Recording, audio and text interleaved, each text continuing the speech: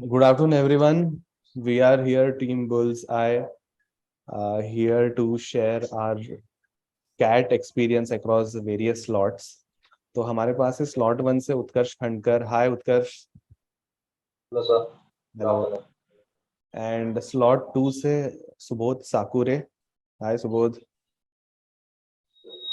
Hi sir. Hi. And slot 3 से Subodh Beli. Hi Subodh. Hello sir. हाँ, तो भाई स्लॉट 1 उत्कर्ष जी, क्या रिपोर्ट है आपकी? सर स्लॉट वन में तो मतलब पहले तो वर्बल चालू हुआ तो एक्चुअली फर्स्ट तो अनएक्सपेक्टेडली यही हुआ कि थीटा जो 6 होते थे वो 4 ही आए एंड उन्होंने अनएक्सपेक्टेडली ये दिया कि फिल इन द ब्लैंक्स दे दिए. तो वो क्वेश्चन का डोमेन थोड़ा अननोन था. तो अगर मतलब जिसने वो अटेम्प्ट किया और उसका आ गया तो ठीक है, वरना उसमें टाइम इन्वेस्ट काफी हो रहा था. वो लग इजी रहा था but it was not theta and it was very time consuming actually. As an आप फंस गए तो फंस गए. उसका डोमेन थोड़ा ये था, मॉडरेट टू डिफिकल्ट था. और पैराजंबल मॉडरेट ही थे. एंड वर्बल में एक मतलब प्रोमिनेंटली दिख रहा था कि एक आरसी आपको पिक नहीं करना है. उन्होंने काफी प्रोमिनेंटली दिया था वो कि you will not pick this RC. Even बाकी के जो 3 आरसी थे उनमें से इजी एज सच कोई नहीं था, बट कंपैरेटिवली एक इजी टू मॉडरेट था and other two were moderate to difficult. As in एकदम से कोई you can not complete RCs in that. जिसका सिलेक्शन अच्छा तो मतलब 2.5 RC were doable and para summary was also moderate, as in one or two were doable. और उसके बाद फिर टाइमर का भी इशू था. एज इन ऐसा लग रहा था वहां पे कि टाइमर बहुत स्पीडली चल रहा है. उनका टाइम थोड़ा स्पीडली निकल रहा है ऐसा लग रहा था. तो वो एक टाइमर की तरफ ध्यान देने का इशू आ गया है. उसके बाद एलआर में तो सर डीआई का एक भी सेट नहीं था. No set of DI.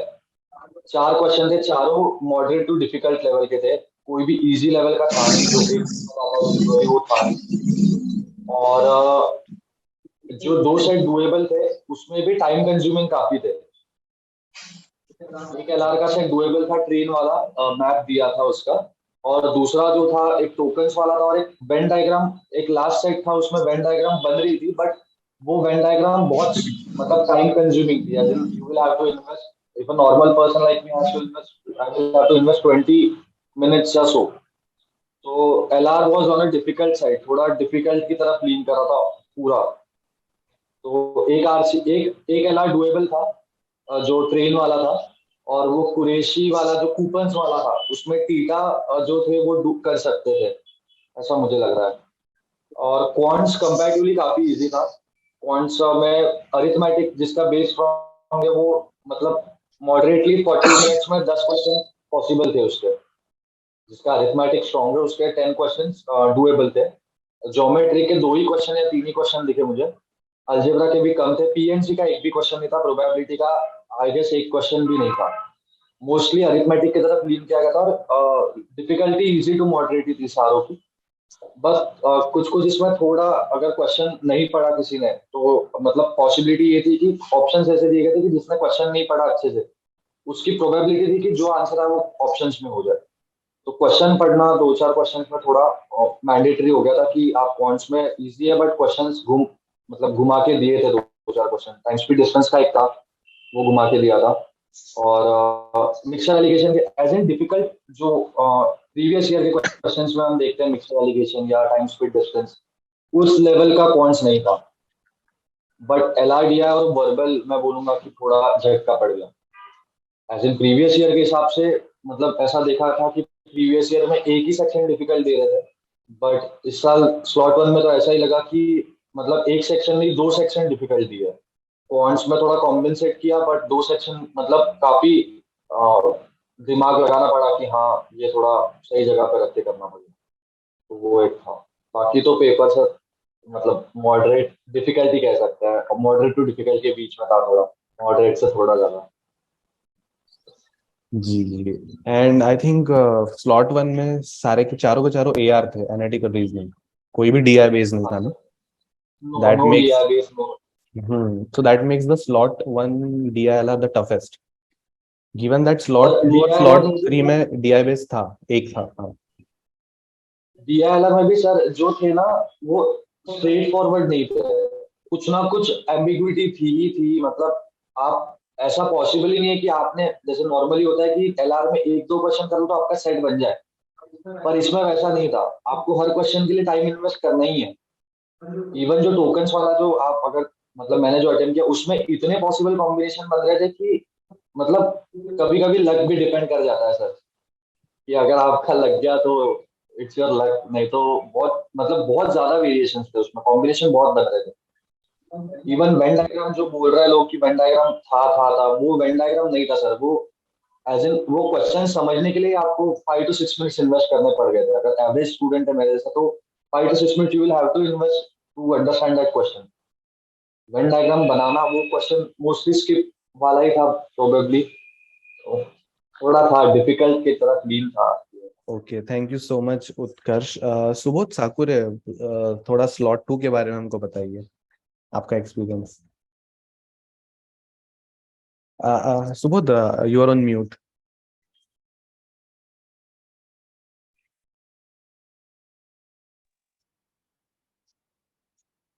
Now sir, हाँ हाँ हाँ, अब आ सुनाइए. रही है आवाज? Yes yes yes. Sir actually जो आरसीस थे स्लॉट 2 के, वो काफी ज्यादा लेंदी थे। और फिर भी उसमें से जो कुछ कुछ, जो मेरे दो जो आरसीस थे जो मेरे इंटरेस्ट के थे, तो वो मैं सॉल्व कर पाया, लेकिन जो बाकी जो थे वो मैं सॉल्व नहीं कर पाया। और एकदम से वो जो नया पेपर पैटर्न, मतलब जो जैसे फिल इन द ब्लैंक्स वगैरह एकदम से पूछ लिया गया था उसमें, तो वो भी आदत नहीं थी उस चीज की एकदम से। मतलब जो मॉक्स भी दिए या प्रीवियस ईयर्स भी दिए हमने क्वेश्चंस, तो उसमें भी कभी फिल इन द ब्लैंक्स का कभी मतलब क्वेश्चन सॉल्व ही नहीं किए ना, उस वजह से उसमें भी थोड़ी डिफिकल्टी गई। और उसके बाद रही बात डीआईएलआर की, तो डीआईएलआर में स्लॉट 2 में एक डीआई बेस्ड सेट था, और बाकी 3 सेट जो थे वो एलआर बेस्ड थे।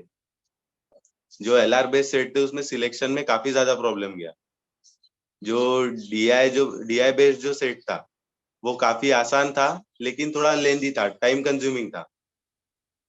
और क्वांट्स तो सर फिर भी ठीक गया, मतलब 7 से 8 क्वेश्चंस तो ऑन एवरेज जरूरी थे, मतलब होने ही चाहिए थे, इस हिसाब का था क्वांट्स। बाकी और क्वांट्स के जो क्वेश्चंस थे वो काफी ज्यादा ट्रिकी थे, मतलब सोचने पे काफी ज्यादा मजबूर हो रहा था आदमी। बाकी sir paper, overall paper moderate to difficult. Okay, which was the most difficult? DILR, obviously. हाँ sir. DILR. What would have been an ideal attempt in verbal section? कितने व्हाट क्वेश्चन सर? हो कितने क्वेश्चन हो जाने चाहिए थे verbal section में? Sir I attempted 13 questions overall, okay, और 4 में से कितने सॉल्वेबल आरसीज थे? Including RCs, fill in the blanks and para jumbles. Okay, कितने सॉल्वेबल आरसीज थे 4 में से? सर 2 सॉल्वेबल लगे आरसीज। ओके, ठीक है. Thank you so much Subodh Sakure. Moving on to slot 3, Subodh बेले हैं हमारे पास रिपोर्ट करने के लिए. सुबोध जी. तो sir first of all verbal का ऐसा था कि लेंदी था थोड़ा सा, मतलब पैसेजेस 3 लेंदी थे, एक शॉर्ट था। एंड अनफॉर्चुनेटली वो आ गया, क्या बोलते हैं, means fill in the blanks, जो समझे ही नहीं मुझे कैसे करना है, being very frank. And para summary was good, doable था para summary. And para jumble भी डुएबल था, मीन्स पैरा समरी में एक डिफिकल्ट लगा, एंड पैरा पैरा जंबल में दोनों इजी थे। एंड अबाउट आरसीज में एक आरसी आया था सॉफ्टवेयर से related, that was doable.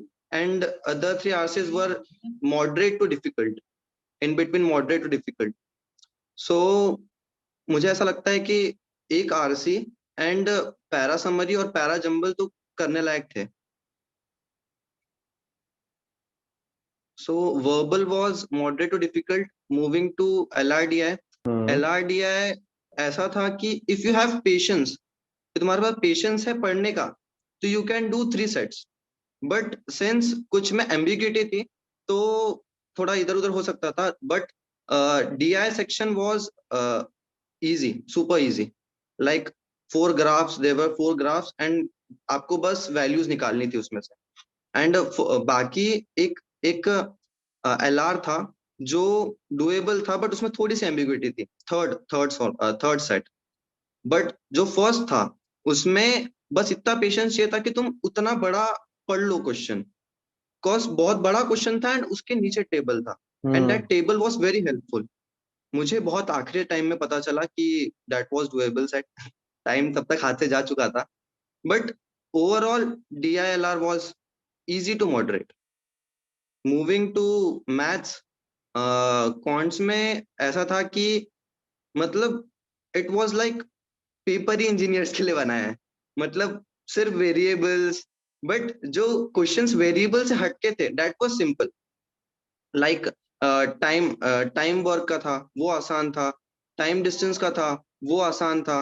But जो अलजेब्रा से रिलेटेड क्वेश्चंस थे that were almost for engineering students के लिए. बाकी तो नॉन इंजीनियरिंग वालों को थोड़ा सा डिफिकल्ट लग सकता है.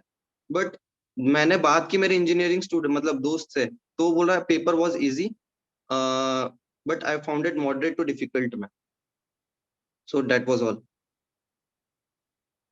ओके, तो आप लोग को मैं अभी सभी से पूछ रहा हूँ कि पिछले साल के कंपैरिजन में इस साल का पेपर कैसा लगा, since you have solved previous year papers.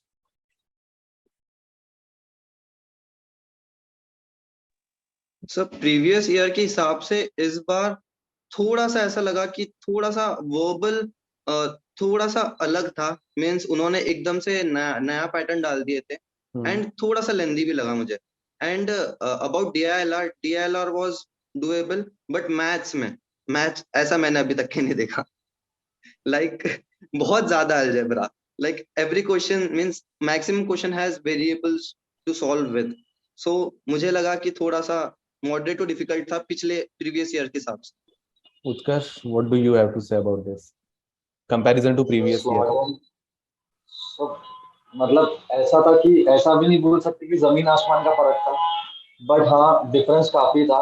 Previous year अगर हमने भी दी है, हमने प्रीवियस ईयर में काफी अच्छा स्कोर किया था. बट प्रीवियस ईयर में कैसा था सर कि एक सेक्शन टफ दिया तो बाकी दो कॉम्पेंसेट कर रहे थे. इस साल दो दो सेक्शन उन्होंने टफ दिए और एक सेक्शन में कॉम्पेंसेट करने को देख रहे हैं, जिसमें अगर किसी का कोटे हो तो वो कर लेगा, बट जिसका नहीं है उसके लिए बहुत इशू आ जाएगा.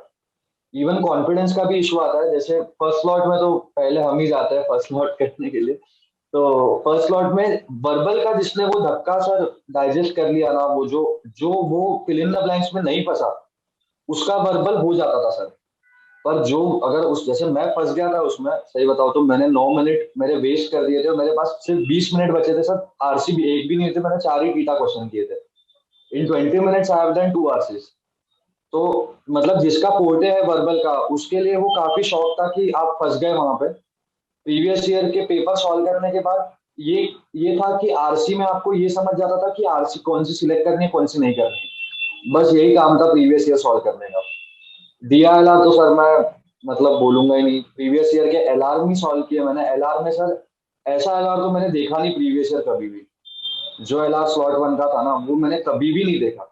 कौन सा ऐसा था कि हाँ कौन डुएबल था.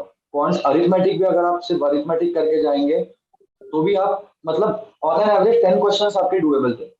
आपके 7-8 क्वेश्चन तो उसमें 100% एक्यूरेट आ ही जाते थे.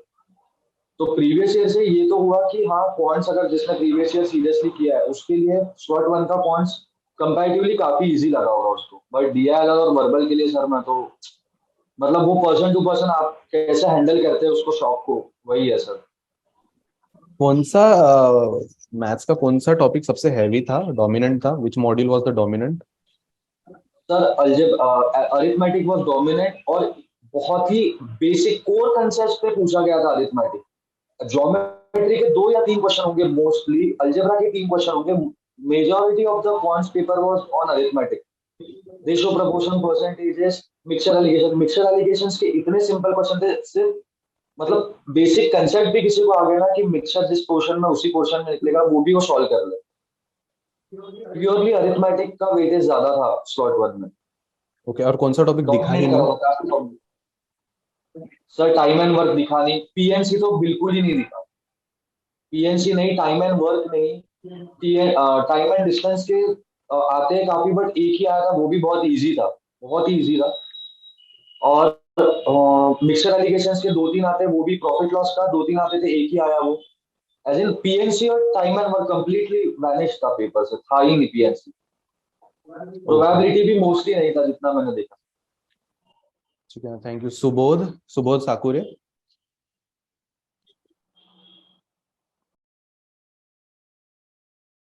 Audio Subodh, audio audio. हाँ सर, VARC जो था तो पिछले साल के हिसाब से थोड़ा इजी था, लेकिन आरसीज जो थे थोड़े लेंदी थे, तो लेकिन फिर भी ठीक था।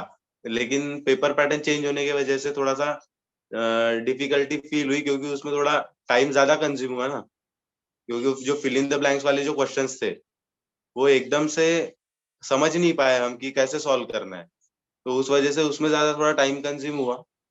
तो कह सकते हैं कि मतलब मॉडरेट टू डिफिकल्ट कह सकते हैं, लेकिन पिछले साल से तो फिर भी ठीक था वर्बल आरसीज वगैरह। और मैथ्स में क्या और था? रही बात LRDI की, तो यस सर, नहीं नहीं नहीं, LRDI का बताइए। रही बात LRDI की, तो DII का सेट जो था वो सुपर इजी था, लेकिन जो LR था वो सेट्स नहीं सॉल्व हुए मुझसे। फिर एंड भी एक जो था, एक सेट जो था आधा सॉल्व हुआ, बाकी दो सेट सम मतलब उसमें गेस ही नहीं कर पाया कि क्या करना क्या है उसमें, तो वो थोड़े डिफिकल्ट फील हुए। और पिछले साल के भी LR के सेट से काफी ज्यादा हार्ड भी थे। स्लॉट 2 के और मैथ्स में आपको सबसे ज्यादा डोमिनेंट क्या दिखा टॉपिक? स्लॉट 2 के मैथ्स में सर, मतलब काफी ज्यादा मिक्स क्वेश्चंस बहुत थे, मतलब दो टॉपिक से रिलेटेड एक कंबाइन क्वेश्चन बना के पूछा हुआ था। जैसे टाइम एंड वर्क हो गया और रेशियो प्रोपोर्शन हो गया, तो दोनों मिला के ऐसा क्वेश्चंस फॉर्म कर रहे थे। जैसे टाइम एंड वर्क में इंडिविजुअली जो वर्क दिया होता है, तो उन्होंने वो रेशो में बांट कर दिया था वही वर्क, तो ऐसे क्वेश्चंस पूछे हुए थे। और कुछ कुछ क्वेश्चंस LR बेस्ड भी थे, जैसे ऑर्गेनिज्म मल्टीप्लिकेशन वाले जो क्वेश्चंस होते हैं, उस तरह से भी क्वेश्चंस पूछे गए थे। टाइम एंड वर्क पे ज्यादा वेटेज नहीं था सर ये एग्जाम में, सिर्फ एक ही क्वेश्चन आया था और वो भी डिफिकल्ट था। और कौन सा टॉपिक बिल्कुल नहीं दिखा स्लॉट 2 में? स्लॉट 2 में sir profit loss, profit loss was not dominating. Okay, ठीक है, थैंक यू सुबोध। सुबोध बेले। Yes sir. हाँ सुबोध जी, स्लॉट 3 का आपके मैथ्स में आपको क्या दिखा डोमिनेंट? डोमिनेंट तो अलजेब्रा ऑब्वियसली बहुत सारा पूछा हुआ था, बट जो टाइम वर्क था वो इजी था, एंड प्रॉफिट एंड लॉस के भी क्वेश्चंस था, एंड पीएनसी नहीं दिखा, पीएनसी नहीं दिखा, एंड लॉग्स लॉग्स भी नहीं दिखा, बट फंक्शंस के क्वेश्चंस थे, एंड बाकी ऑलमोस्ट सारे से थे, but PNC was missing I think. हाँ, सरप्राइजिंगली लॉग का question, since I also give slot 2, तो लॉग वाज मिसिंग। मिसिंग या I don't remember seeing any log question. Her sir her slot previous one year में में एक question तो आता है लॉग का, बट हाँ, मिसिंग था वो। प्रीवियस ईयर में हर साल एक दो तो रहती ही है, बट हाँ, Utkarsh, you are saying something. Sir even in slot one logs and functions missing थे जो कि डोमिनेटिंग होते हैं मोस्टली। स्लॉट वन में भी मिसिंग थे लॉग्स एंड फंक्शंस। हाँ, फंक्शंस के भी थे एक, बट लॉग आई थिंक जो मुझे सुनाई आया लॉग्स मिसिंग था।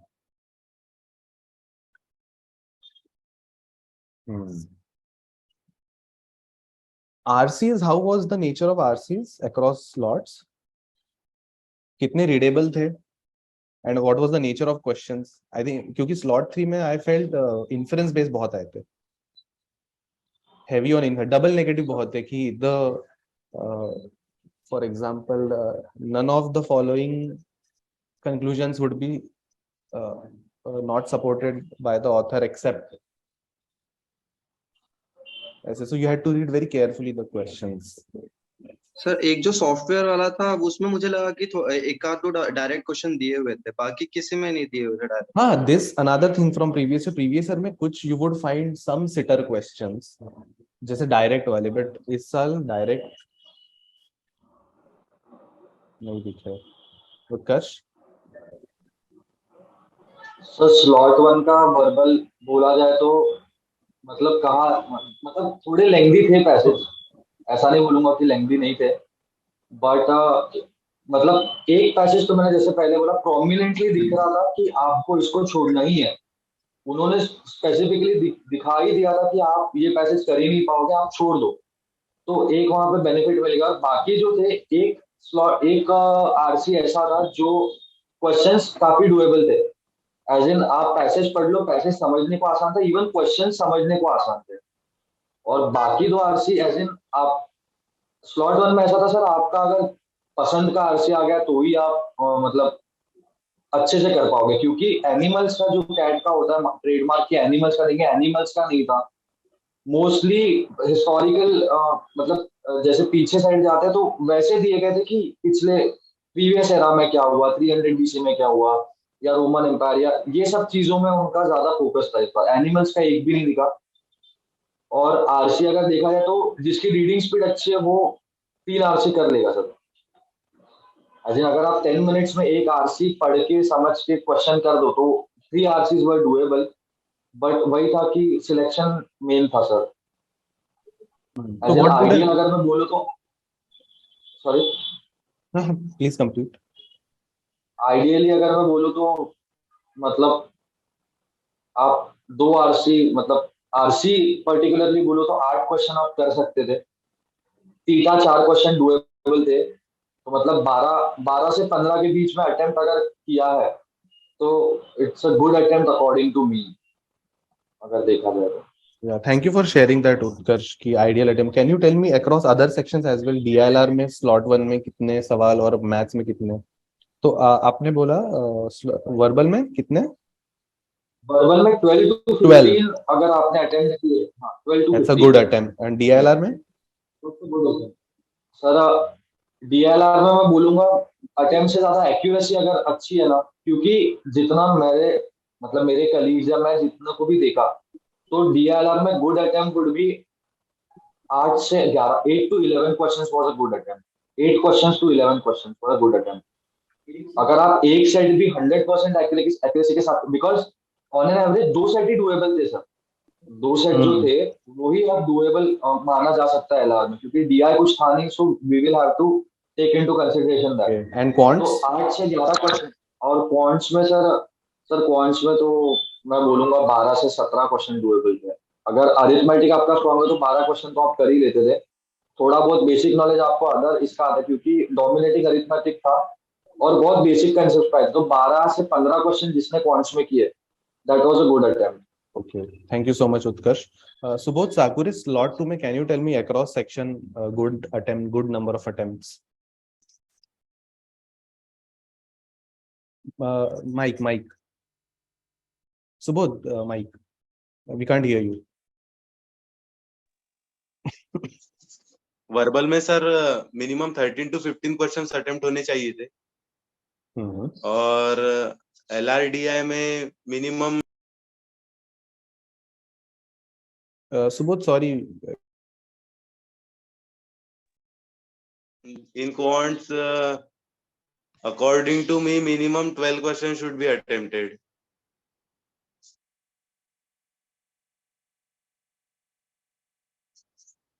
DILR आपने कितना बताया?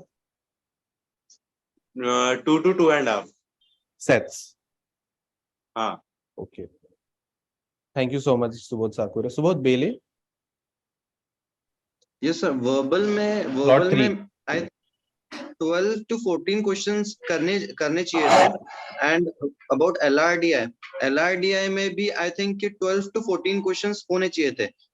2 सेट पूरे एंड 1 सेट आधा, ये होना चाहिए था. एंड मैथ्स में 10 questions, 10 to 11 questions were doable within the time frame.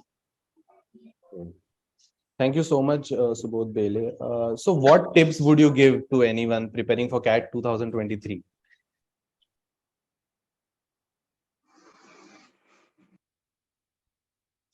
Utkarsh? Utkarsh? Subodh बेले को पहले जाने दीजिए। सुबोध बेले, ओके, सुबोध बेले जी को पहले बात करनी है। So I think कि कुछ एक्सपेक्ट करके नहीं जाना, जैसे कि इस बार 2 क्वेश्चन टोटली न्यू थे, लाइक प्रीवियस ईयर में थे ही नहीं, तो एक्सपेक्ट नहीं करना कि मतलब कि प्रीवियस ईयर जैसा था वैसा ही आने वाला टोटली। एंड कुछ टाइम इशू होता है, मीन्स लाइक अपन विन कैट देते हैं तो it is totally different, but when we are doing actual CAT उसमें टाइम ऐसे गुजर जाता है पता ही नहीं चलता। तो टाइम कंसिडरेशन को ध्यान में रख के क्वेश्चन सॉल्व करो। एंड नॉन इंजीनियरिंग वालों को मैं सिर्फ ये बोलूंगा कि अलजेब्रा पे ध्यान दे दो, इजी क्वेश्चंस आते हैं, अलजेब्रा आता है एंड इजी क्वेश्चंस आते हैं उसमें, तो उससे भागो मत। भाग गए तो फिर हो सकता है कि छूट सकता है बहुत कुछ, बट इजी क्वेश्चंस थे। एंड DILR में इट वाज लाइक कि पेशेंस गेम था, कि पेशेंस होना चाहिए, साथ में तुमको ये पता होना चाहिए कि हाँ टाइम क्लिक कर रहा है।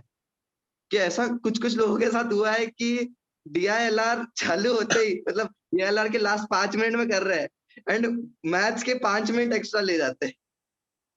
ऐसा भी होता है कभी कभी, तो टाइम को ध्यान में रख के पेपर देना चाहिए।